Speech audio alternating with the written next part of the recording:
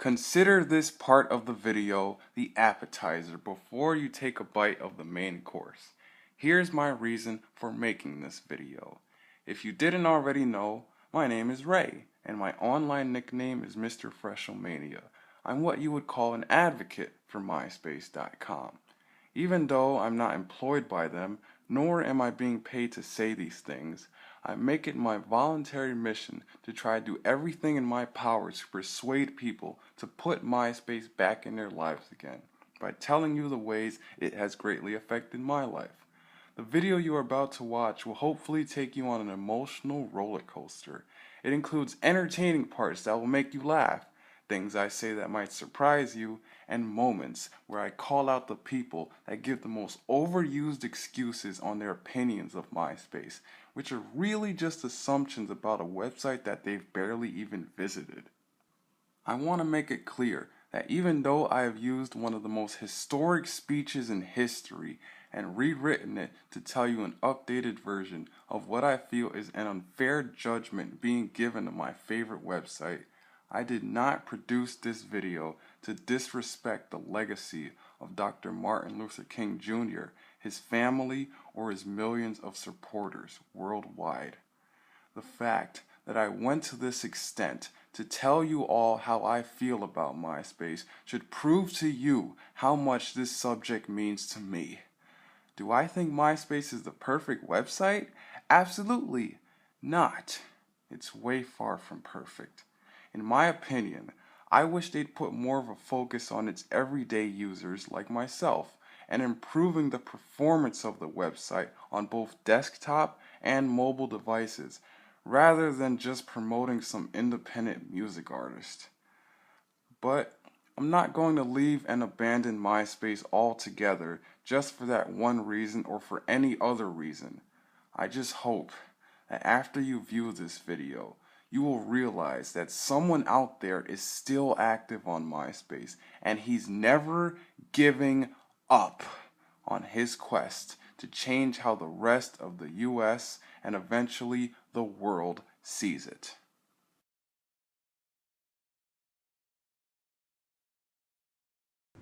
I am happy to join with you today in what will go down in history as the greatest demonstration for equality in the history of social media. 7 years ago in May, a great American, whose video you watched before you today, signed up for a MySpace account. This momentous decree came as a great beacon light of hope to a couple of my friends who had known about MySpace longer than I have. It came as a joyous daybreak to end my lack of not having a legit social networking account. But 7 years later, this MySpace user is still not free. 7 years later, the life of the MySpacer is still sadly crippled by the manacles of online segregation and the chains of discrimination by non-MySpace users. 7 years later, the MySpacer lives on a lonely island of a former popular website in the midst of a vast ocean of Facebook users. 7 years later, the MySpacer is still languished in the corners of American society and finds himself an exile in his own land. And so we've come here today to dramatize a shameful condition.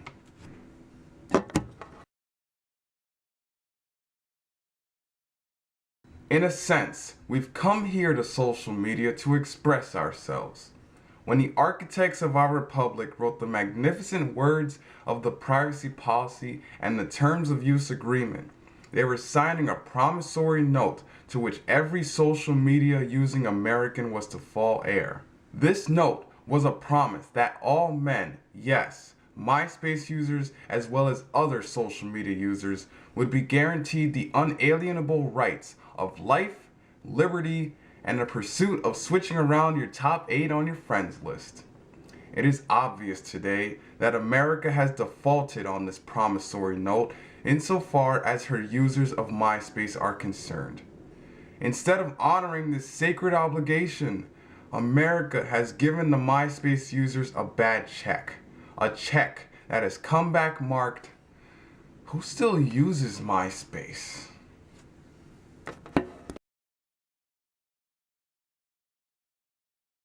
I refuse to believe that the bank of activity on MySpace is bankrupt.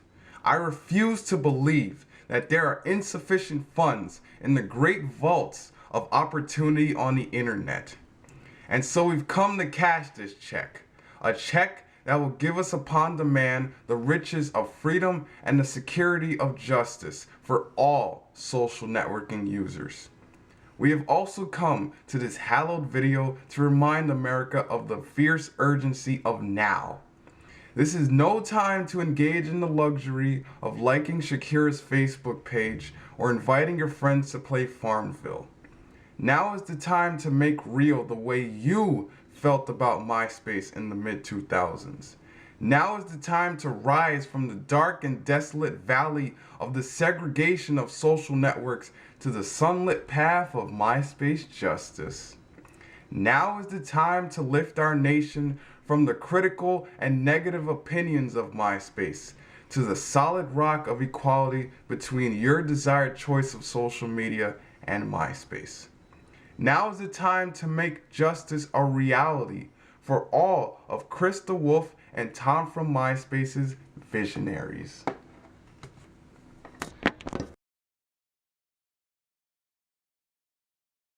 It would be fatal for the nation to overlook the urgency of the moment. This harvesting autumn of this MySpace user's legitimate discontent will not pass until there is an invigorating 2015 of freedom and equality. 2014 is not at an end, but a beginning.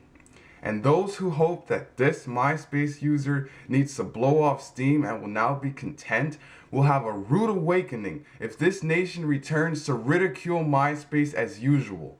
And there will be neither rest nor tranquility in America until the MySpacers are granted their social media equality.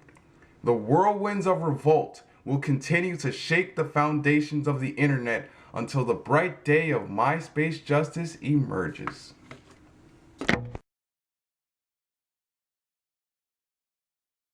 But there's something I must say to my people, my MySpace users, who stand on the warm threshold which leads into the palace of wisdom. In the process of gaining our rightful place, we must not be envious of the popularity of other social media communities. Let us not seek to satisfy our thirst to improve the reputation of MySpace by drinking from the cup of bitterness and hatred. We must forever conduct our struggle on the high plane of dignity and discipline. We must not allow our creative protest to degenerate into criticizing our fellow social networks for their own flaws. Again and again, we must rise to the majestic heights of meeting physical force with the outspokenness of our dedication to MySpace. The shunning out of using MySpace that millions have proudly proclaimed to doing, which has engulfed the MySpace community, must not lead us to a distrust of all kinds of social networking. For many of our social media brothers and sisters, as evidence of you discovering and watching this video, have come to realize that their destiny is tied up with our destiny. And they have come to realize that their dedication to further their use of Facebook, Twitter, and others is inextricably bound to our passion to further MySpace. We cannot walk alone. And as we walk, we must make the pledge that we shall always march ahead. We cannot turn back.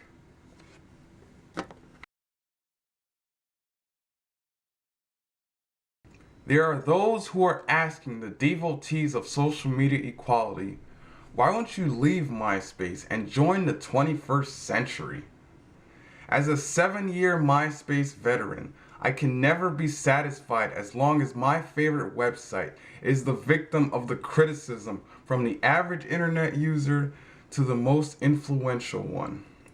I can never be satisfied as long as my mind, heavy with the fatigue of carrying this website on my back, can't even find something as simple as a post to MySpace share button on any web page.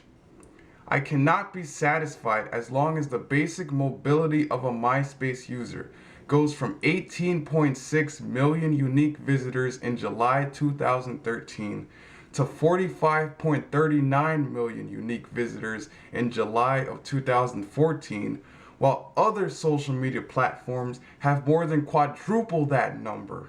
I can never be satisfied as long as my fellow Myspace users are being influenced to think negatively about it and robbed of their dignity by people who will boldly state 3 words: MySpace is dead.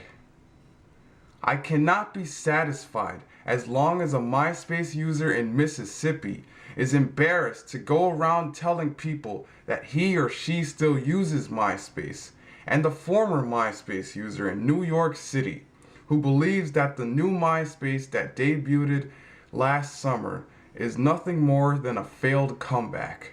No, I am not satisfied, and I will not be satisfied until justice is like scrolling down someone's profile page containing lots of HTML graphics and your internet browser not crashing because of it, and righteousness like a mighty stream of questions on a MySpace survey.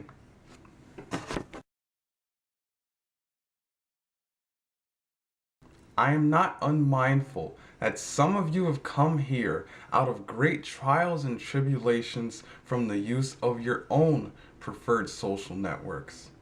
Some of you have come fresh from having your privacy exposed, and some of you have come from areas where your quest for freedom left you battered by the storms of third-party advertisers and staggered by the winds of the retailing of your user data.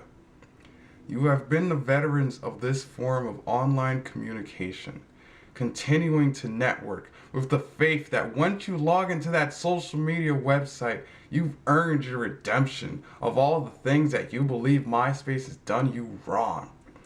Go back to Friendster, go back to Bebo, go back to Formspring, go back to High Five, and go back to MySpace. Go back to the slums and ghettos of social media that isn't even popular in the Western world, knowing that somehow the social stigma of this situation can and will be changed, and it can and will be changed by the MySpace users of the future.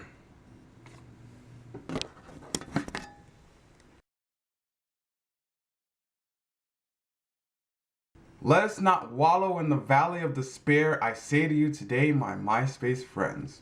And so even though I face the difficulties of living in the MySpace era, I still have a dream. It is a dream deeply rooted in the American dream. I have a dream that one day this nation will rise up and live out the true meaning of its creed. We hold these truths to be self-evident, that all social networks are viewed as equal. I have a dream that one day on the red hills of Georgia, the sons of current MySpace users and the sons of current Facebook users will be able to sit down together at the table of brotherhood. I have a dream that one day even the state of Mississippi, a state that at one time in the distant past sweltered with the heat of injustice and sweltered with the heat of oppression, will be transformed into an oasis of truth, justice, and the MySpace way. I have a dream that my children, if I ever have any, will one day live in a nation where they will not be judged by the choice of social network they prefer to use, but by the content of what they post on that social network. I have a MySpace dream today.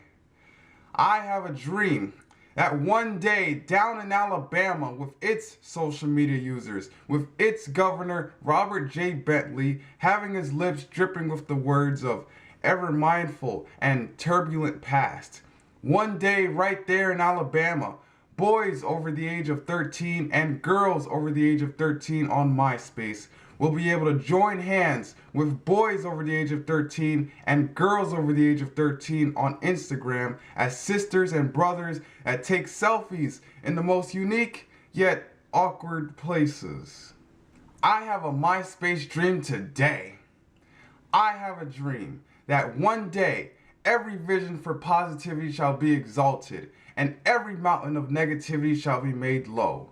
The rough assumptions will be made plain, and the crooked bugs and glitches will be made clean. And the glory of the World Wide Web shall be revealed, and all flesh shall see it together.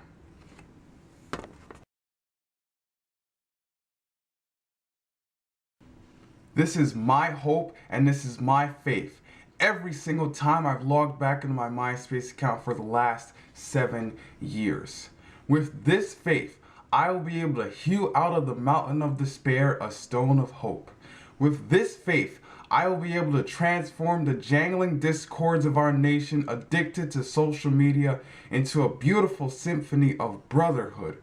With this faith, we will be able to send messages together, to post comments together, to upload and share pictures and videos together, to edit our profiles together, to stand up for social networking equality together, knowing that MySpace will be free of unfavorable judgment one day.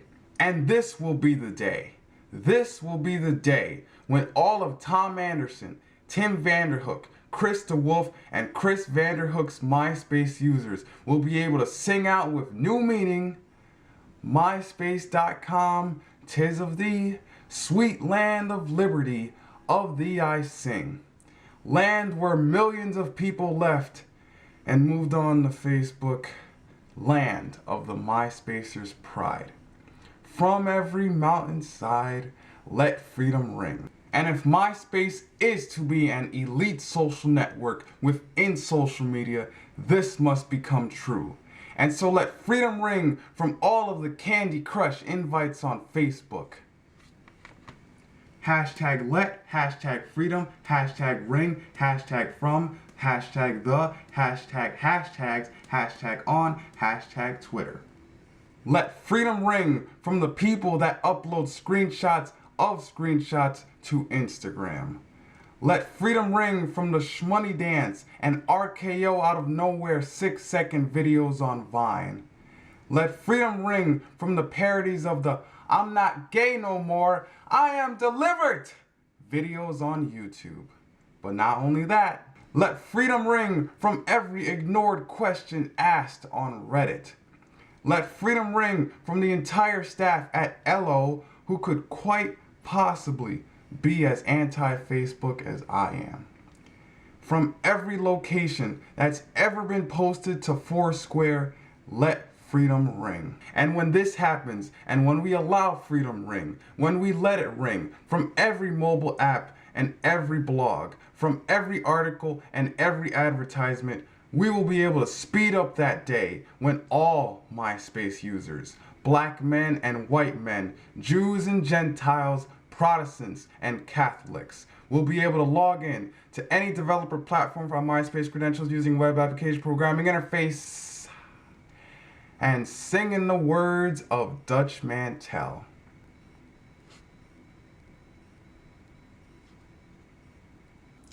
I want every real American to please rise to their feet, put your hand over your heart, and in a loud, clear voice, say along with me, "We the MySpacers."